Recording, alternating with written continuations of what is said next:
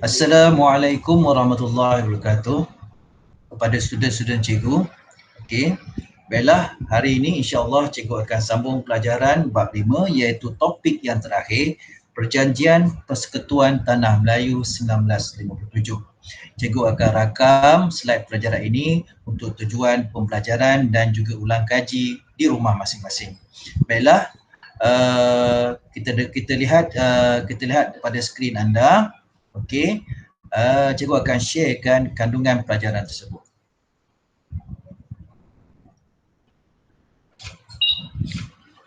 Perjanjian Persekutuan Tanah Melayu 1957.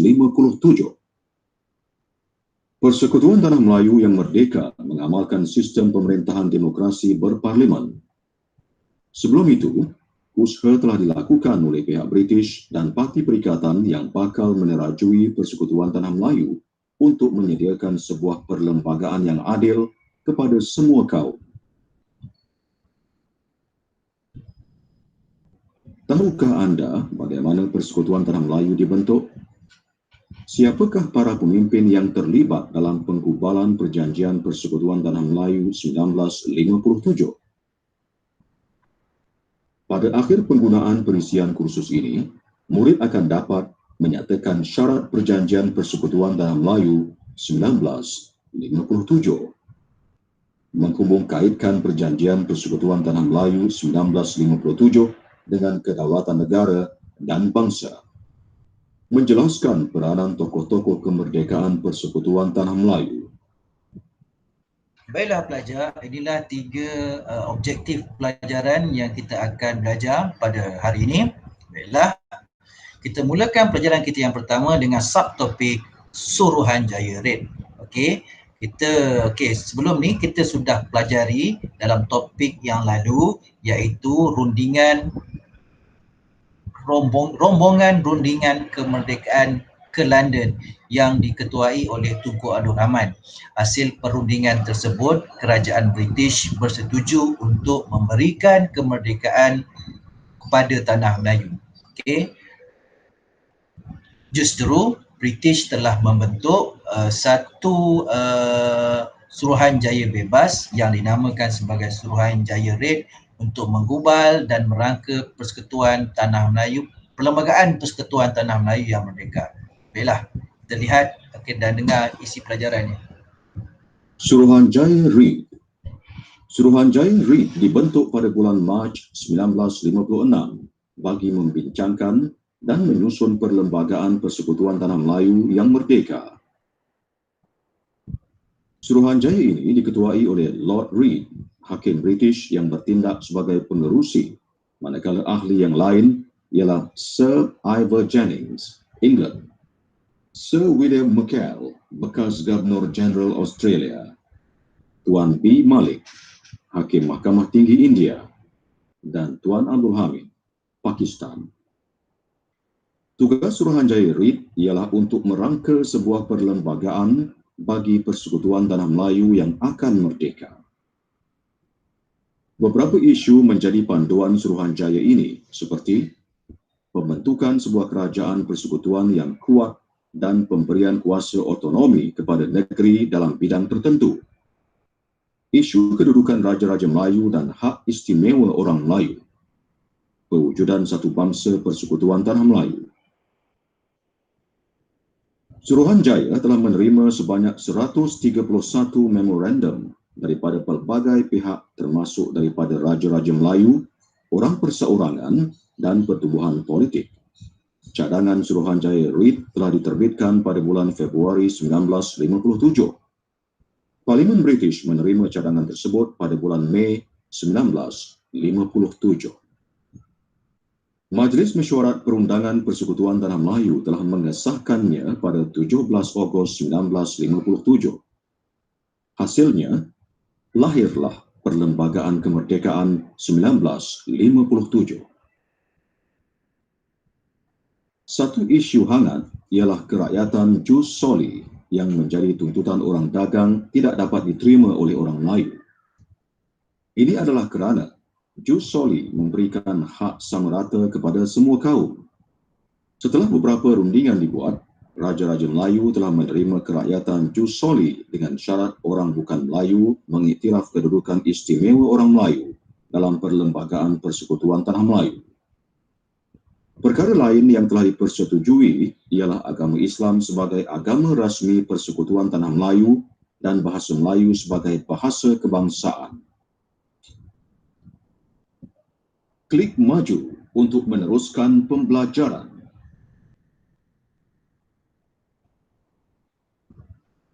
Isi-isi Perjanjian Persekutuan Tanah Melayu 1957 dan Kepentingan Perjanjian Persekutuan Tanah Melayu. Sila klik untuk mendapatkan maklumat. Isi-isi Perjanjian Persekutuan Tanah Melayu 1957. Perjanjian Persekutuan Tanah Melayu 1957 telah ditandatangani oleh Raja-Raja Melayu dan British pada 15 Ogos 1957. Perjanjian ini telah melahirkan Perlembagaan Persekutuan Tanah Melayu 1957. Di antara isi Perlembagaan Persekutuan Tanah Melayu 1957 ialah pembentukan sebuah kerajaan persekutuan, pemisahan antara kuasa persekutuan dengan kuasa negeri melalui senarai persekutuan dan senarai negeri,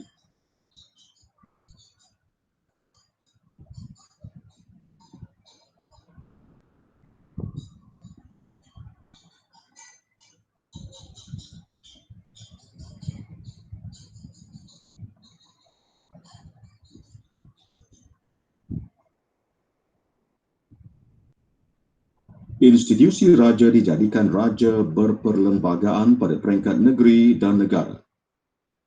3 jenis kerakyatan diwujudkan, iaitu secara kuat kuasa undang-undang, permohonan dan naturalisasi. Prinsip jus soli diterima. Kedudukan istimewa orang Melayu dikekalkan.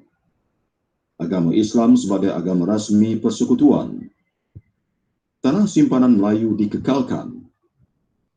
Bahasa Melayu sebagai bahasa kebangsaan. Yang di-Pertuan Agong menjadi ketua negara. Pentadbiran negara bersifat demokrasi berparlimen, iaitu Dewan Rakyat dan Dewan Negara terletak di bawah kuasa parlimen. Pada peringkat negeri, Menteri Besar menjadi pelaksana pentadbiran dan beliau dibantu oleh Dewan Undangan Negeri dan Exco. Prinsip-prinsip Perlembagaan Kemerdekaan 1957 ini merupakan satu penerusan kepada pembinaan negara dan bangsa yang kukuh, sistematik dan berperundangan.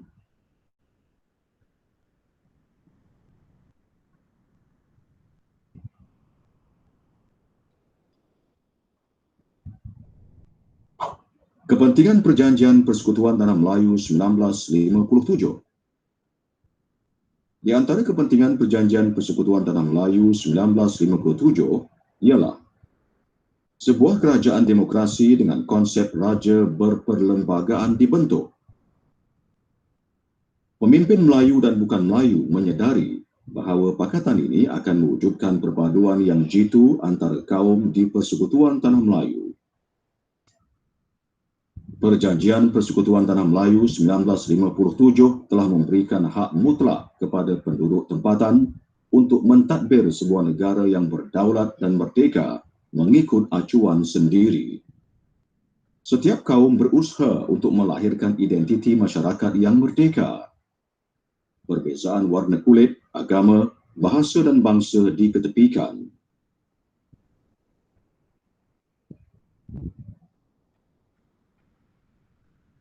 Peranan tokoh-tokoh kemerdekaan.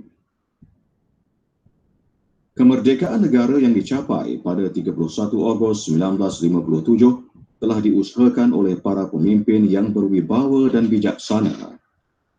Sikap bekerjasama dan sentiasa mengutamakan perundingan dan kata sepakat merupakan pendekatan terbaik bagi masyarakat berbilang kaum di Tanah Melayu.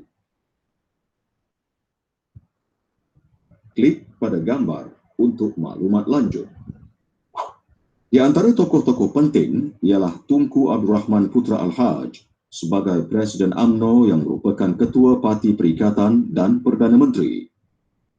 Kemerdekaan telah dapat dicapai dengan harmoni dengan kebijaksanaan beliau.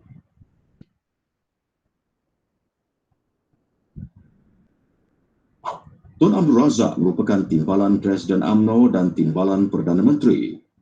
Beliau menjadi perunding dalam tuntutan kemerdekaan di London pada tahun 1956 dan menyiapkan perlembagaan kemerdekaan 1957. Beliau menjadi Menteri Pembangunan Luar Bandar pada tahun 1959 dan juga digelar sebagai Bapa Pembangunan Malaysia. Beliau juga menjadi pengerusi Jawatankuasa Penyata Pendidikan 1956 yang menggubal sistem pendidikan kebangsaan negara. Laporan itu dikenali sebagai Penyata Razak pada tahun 1957. Beliau telah dilantik sebagai Perdana Menteri Malaysia yang kedua pada tahun 1970.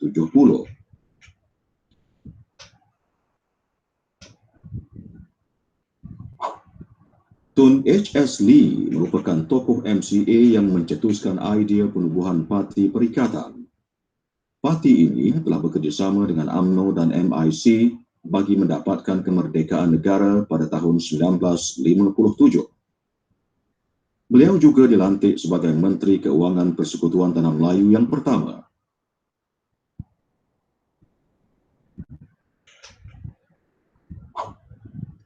Tun Viti Sambantan merupakan Presiden MIC yang telah bekerjasama dengan Tunku Abdul Rahman mendapatkan kemerdekaan negara.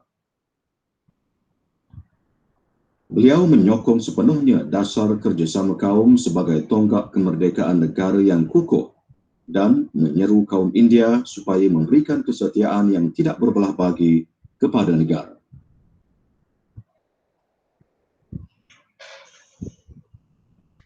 Baiklah pelajar-pelajar, dengan paparan peranan tokoh-tokoh kemerdekaan tadi, maka berakhirlah topik kita hari ini. Maka berakhirlah juga bab kita iaitu bab 5. InsyaAllah pada pelajaran akan datang, cikgu akan kenalikan kelas bab yang baru iaitu bab 6, pengukuhan negara dan bangsa.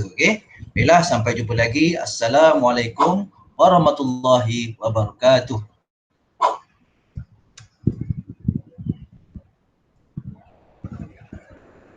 Bye.